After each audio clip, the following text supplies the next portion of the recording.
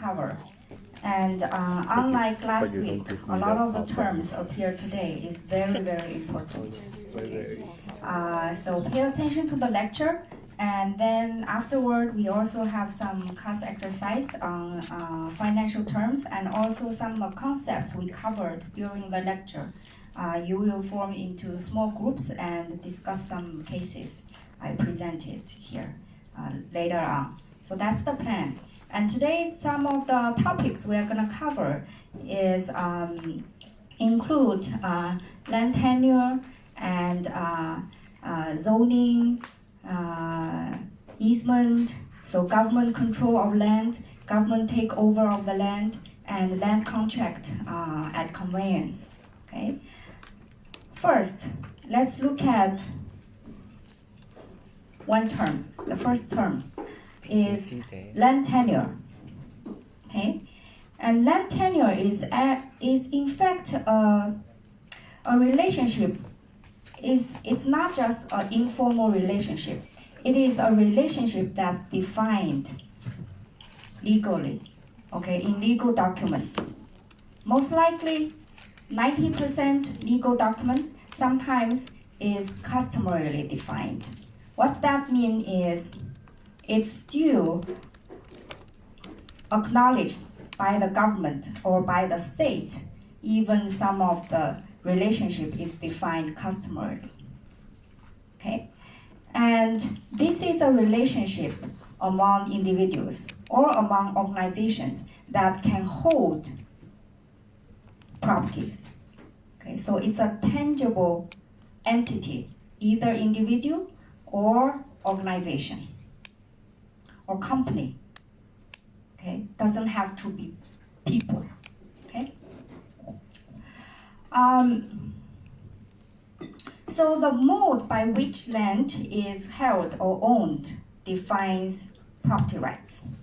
So in fact, tenure, what kind of tenure, land tenure you have, defines what kind of rights you have associated with the property. Okay? Legally defined land tenure can have fee simple or freehold, okay, and leasehold. And customarily defined land tenure usually applies to tribal land.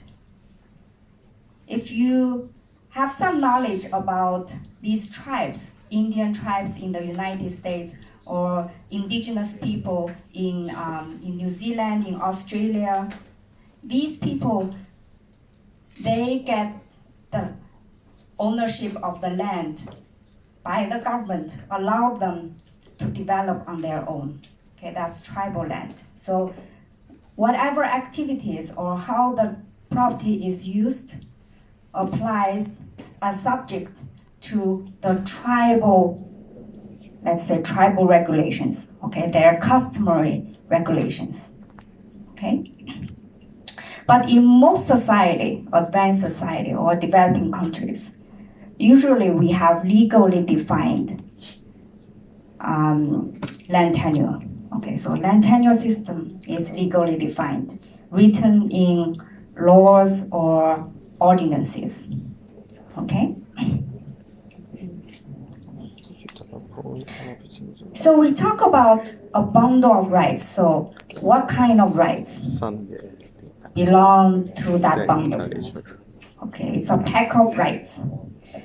So this diagram gives you some examples that categorical rights usually exist in a society. Okay, there are two kinds of interests associated to that property. One is possessory interest.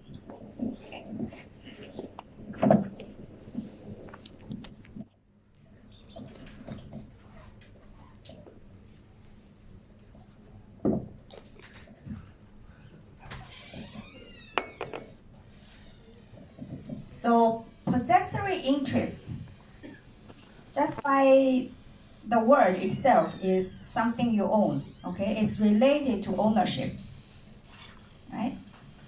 And there's another type of interest, is non-possessory interests, okay?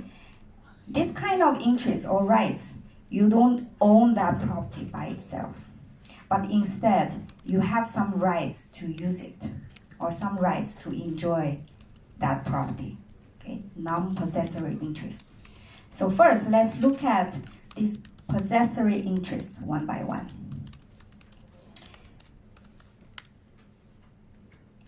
Remember in the previous slides, freehold or ownership estates and leasehold estates. So that's the two big categories of possessory interests.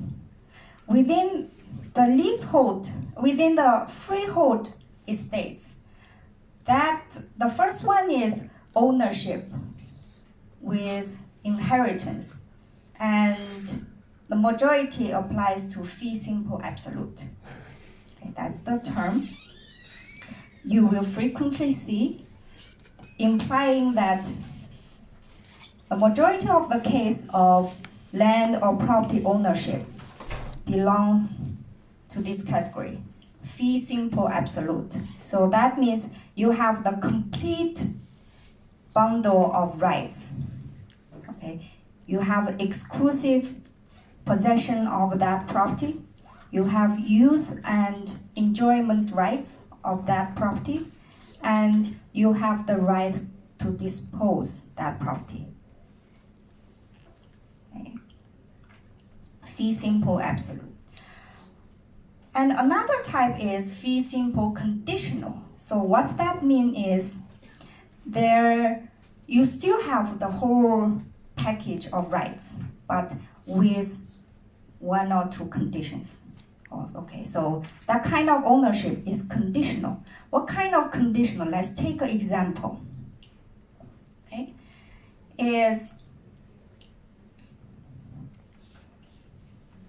for example, I'm Stanley Hall. Okay, I have a lot of land property in Hong Kong, and out of charity, I donate one parcel to CDU.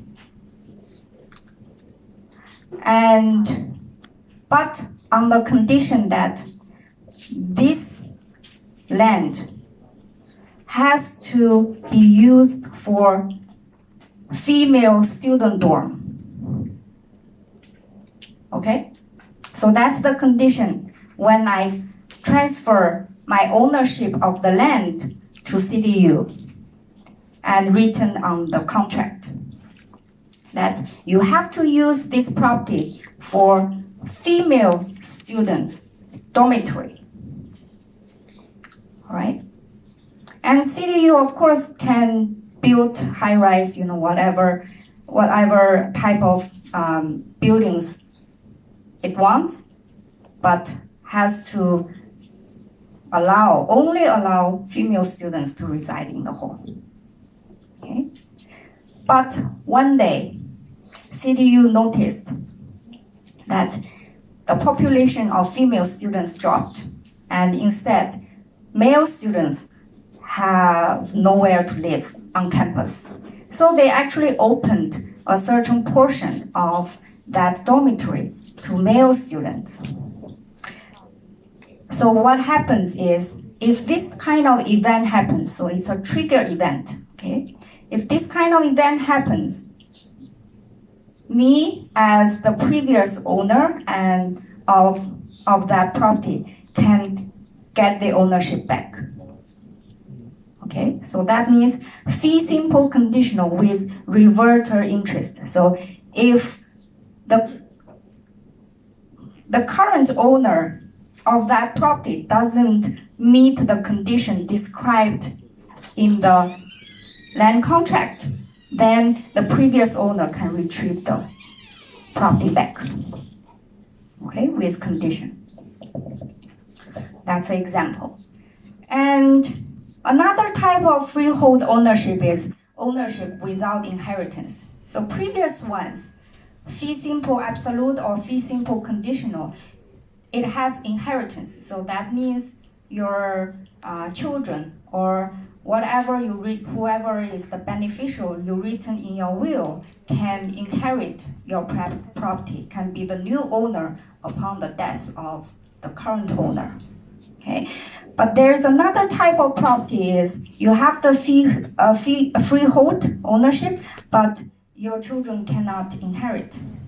Okay, there are some cases like you don't have a will, or you don't have children. Okay, or various conditions. And two types: ordinary life estate with remainder interest. This means the disposal of that property is completely separated from other rights. Okay.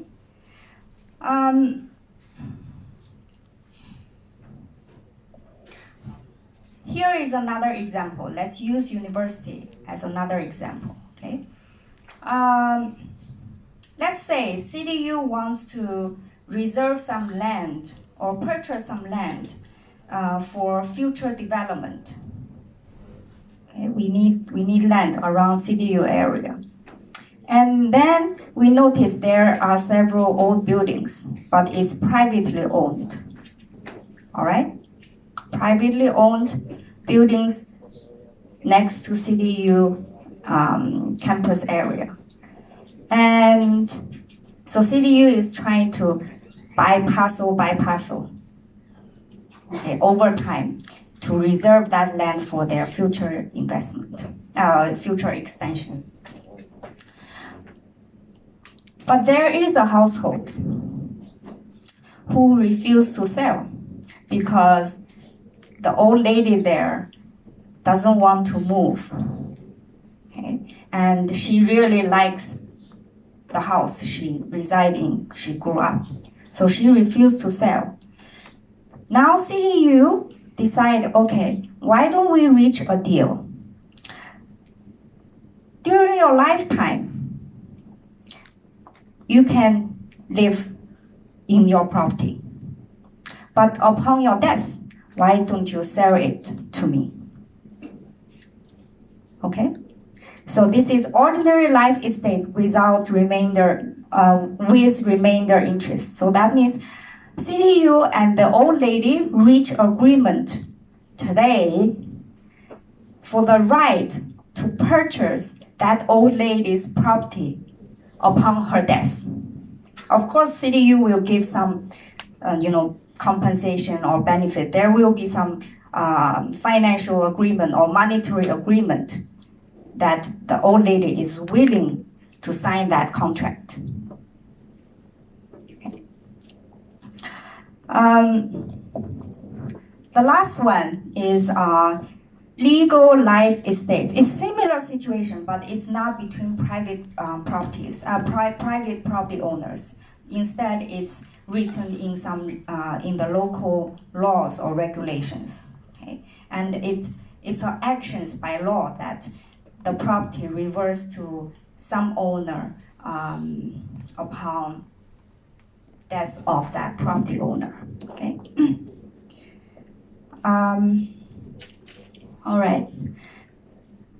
In Hong Kong, we all know that land is leased out. So Hong Kong property apply, the cases are usually leasehold estates, with one exception. There is one fee simple absolute ownership of property in Hong Kong. Do you have any clue? It's actually in Hong Kong Island.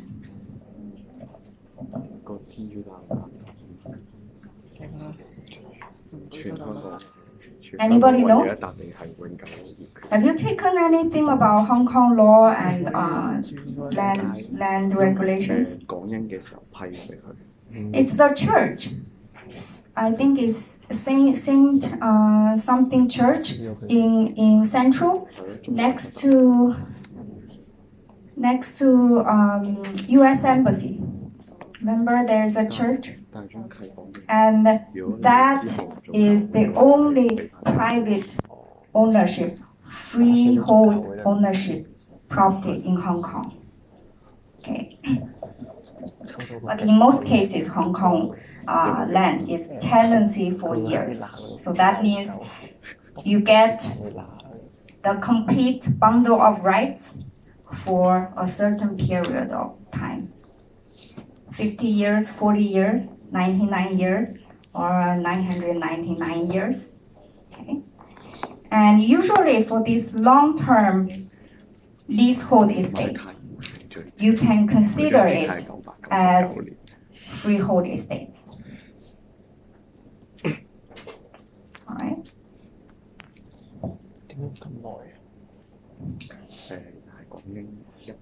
This example, an example of periodic tenancy is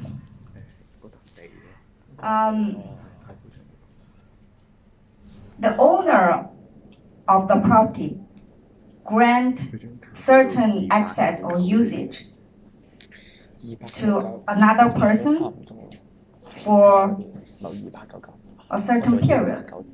Okay, like seasonal period.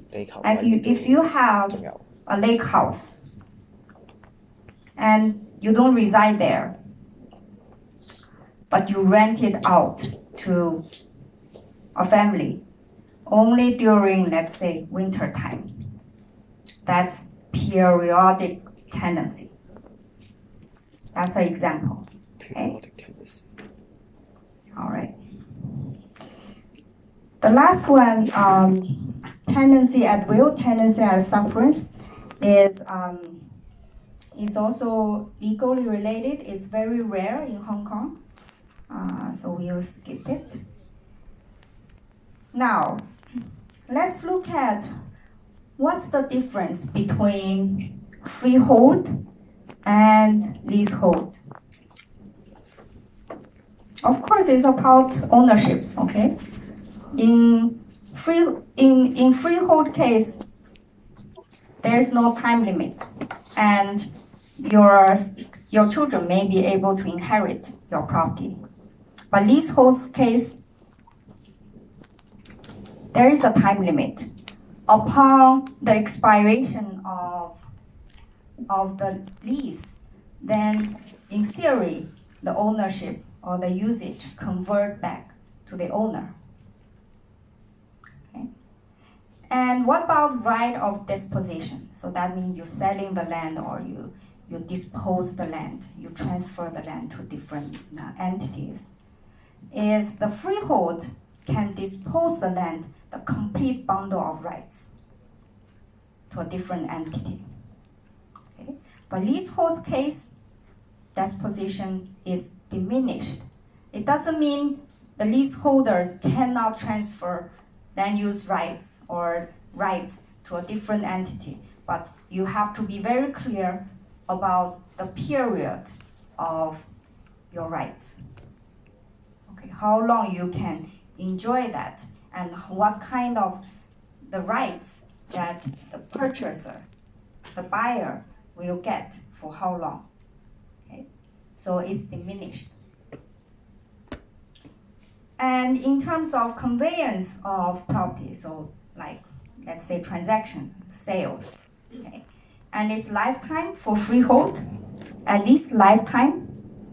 But for leasehold, it's only a temporary conveyance. So it's not a permanent, it's a temporary with a time stamp, okay?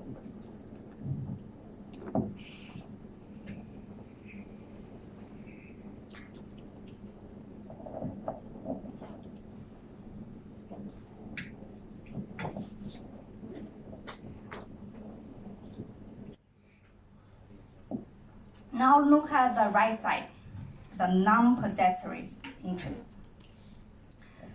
The usual forms, modes of non-possessory interest include easement, restricted covenants, and liens. So we'll explain it one by one. Okay, easement. What is an easement? This is very usual in in property arrangement. Okay. Easement is the right to use another person's land for a specific time and for a specific purpose. Okay. What does it mean? You have the right to use another person's property for a specific time and purpose. For a specific and limited purpose, yes.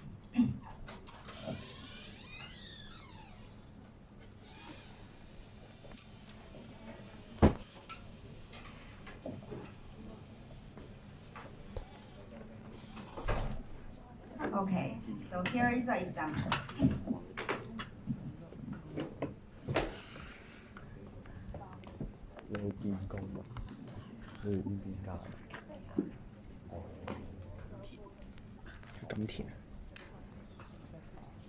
OK，咁條好靚嗰度，係咪即刻派 offer？等先。幾時可以翻工啊？依家可以翻工。依家。All right, let's suppose this is an area in a district, okay? And this is river, natural boundary. And this is road,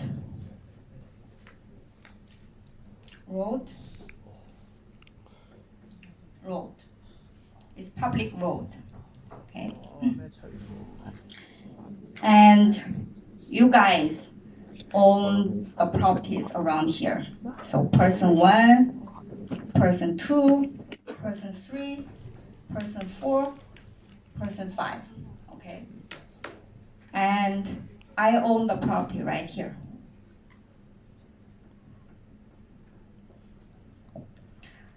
All right.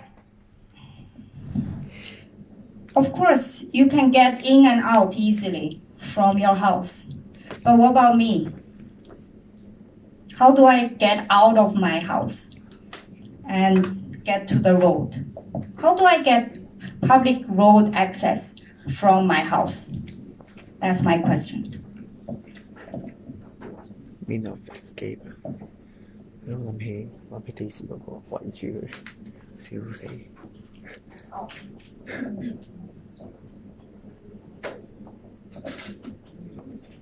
What would be the solutions for me to have access to road, to get out of my house? What is the solution?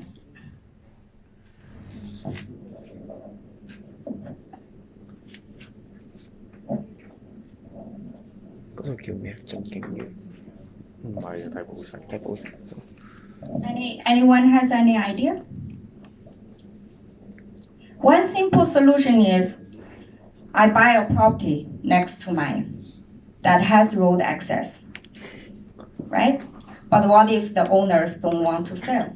Or they ask for high above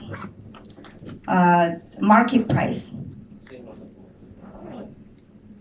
So in this case, what I can do is I request an easement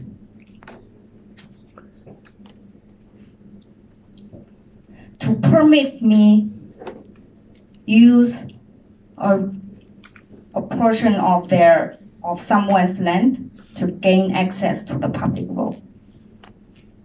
Okay? So let's say I request an easement through parcel 5.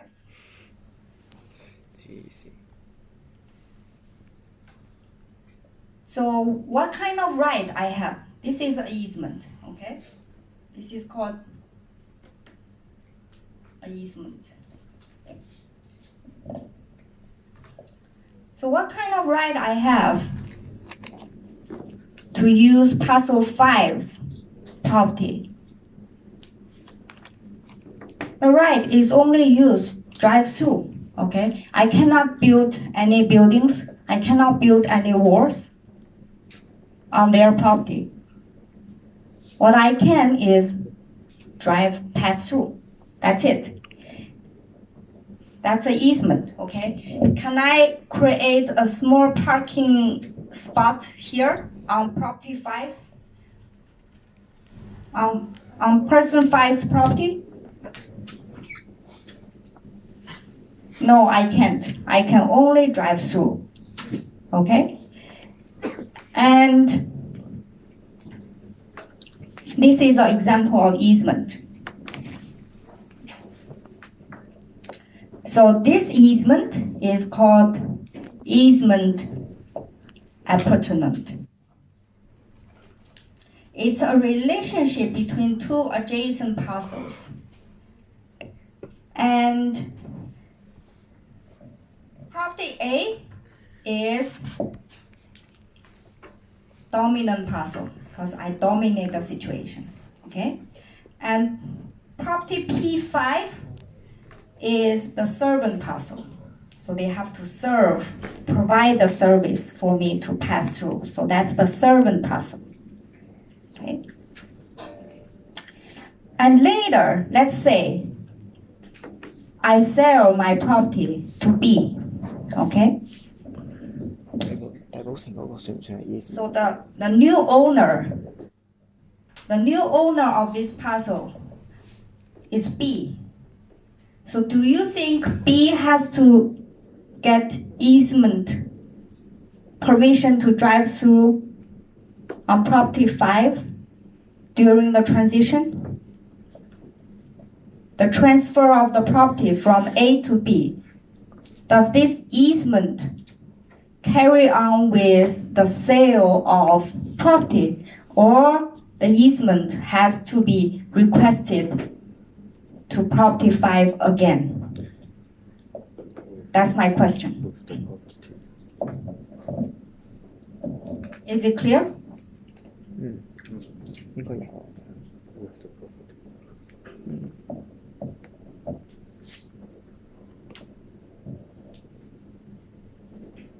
What do you think? Yes or no? Me as A sell my property to B.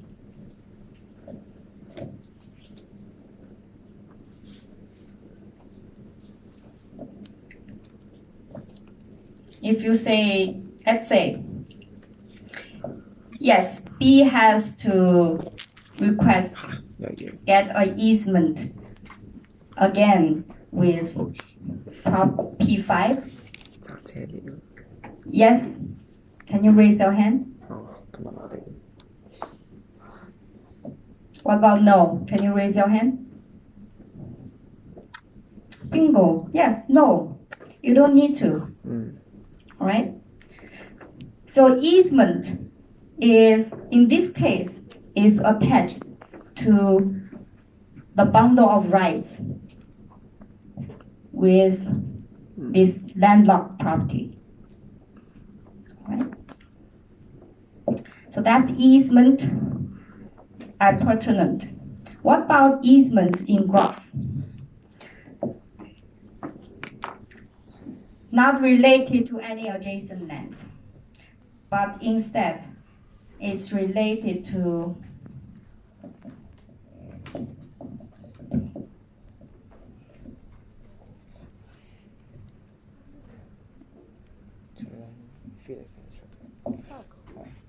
let's say the government decide to build or a petroleum company, okay? A refinery petroleum company wants to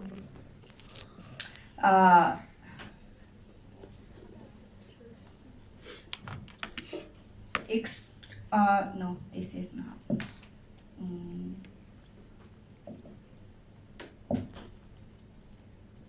This is a different scenario, okay?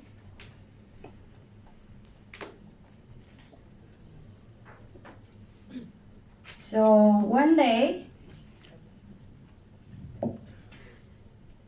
it is noticed that parcel 2 has some reserves, gas reserves underground, okay? So, and a company wants to extract gas on parcel that below parcel 2. Okay? So they built a structure here. Of course, they can extract gasoline from here, but how do they transport oil or gasoline? Underground, right? Usually oil and extraction, the gasoline is underground. So that you have to do underground. And then to their distribution center. In that case, these underground pipes have to bypass a lot of properties. Okay? So number of properties. In this situation, the petroleum company will have to get easements in gross in order to build pipelines underground. See, it's not related. The properties are not adjacent to each other. Okay? There is no dominant, no servant properties. Okay. This is petroleum, but what about wires, electricity wires? Okay. You have to pass. So this is the electricity tower, and you have to build wires or above ground. Then these property owners, they have air rights of their property at a certain height. But these wires have to bypass the air space of these properties. They have to get easements in gross. Okay. So if you look at the statement here, it's unrelated to any adjacent parcel, one or more servants parcels, but no dominant parcel. Okay? So these parcels that were bypassed are servants parcels, but there is no dominant parcels. And it is transferable to another owner without tangible land transaction. What that mean is, in the previous case, in order to transfer this easement, I also transfer parcel A, right?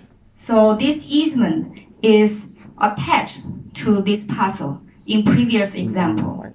But in this example, let's say the oil company transfer ownership from A to B. The oil company, previous oil company, can transfer the easement to extract petroleum, okay, without any property, real property transactions, right? So you can sell this easement independent from transaction of any land. Is it clear?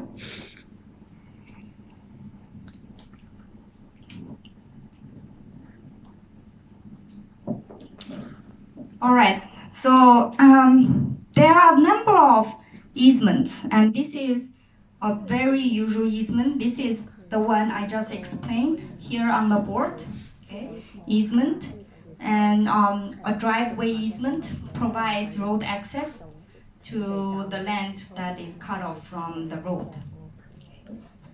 And it's also called implied easement because it's implied in the situation. If the parcel is landlocked, there is no way they can get out without an easement. So it's implied. And another example is two adjacent properties. They use a shared driveway. That's also an easement. So it's a common driveway easement. Okay. Not just driveway, but also common wall easement. I think in Hong Kong, it's very usual that buildings were built next to each other. So maybe a new building will need the structural support of an old building. So in that case, the new building owner will need an easement from the old building owner to get a common wall easement so they can share the wall, okay, for their building structure.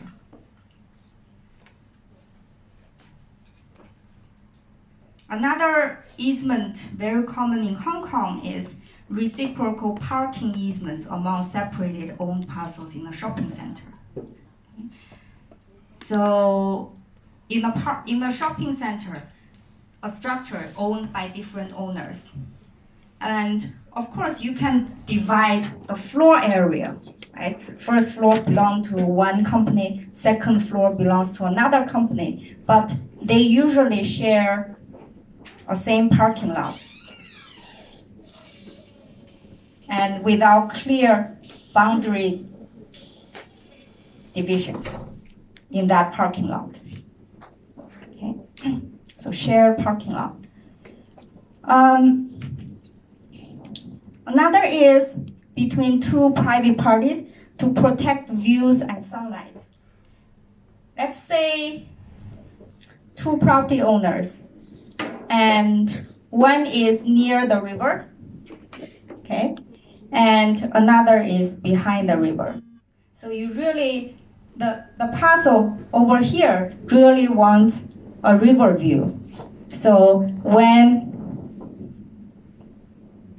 parcel B, parcel 3, purchase the property from the owner, then parcel 4 may negotiate with the new owner. Can I put a restriction on the height of your building to make sure that I can have a good view of the river? Okay, this cases is very common when previously, let's say, your parents owns this lot, big lot, right? And then your parents decide to give the lot or sell the lot to the children. They have 2 children, okay? The parents have 2 children, and divide equally. This is A, this is B, okay? And child A, of course, has the advantage to get a nice view. Child B has a good access to the road. And they can make agreement. B also wants to have river view. And so B can negotiate with A. Can I have an easement on your property? That property can only build maximum 2 floors. Okay? And so B, when they build 3-floor buildings, they can have a good view. And A instead also get agreement with B is, let me get an easement to road, driveway easement. This is their agreement, okay? And so what B gets from A is an easement to protect views and to protect views. So this is an agreement between these 2 property owners.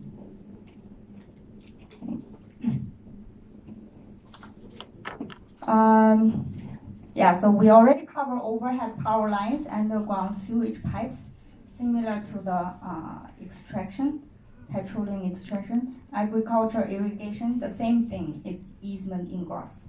Okay. So these are some examples. Next, I'm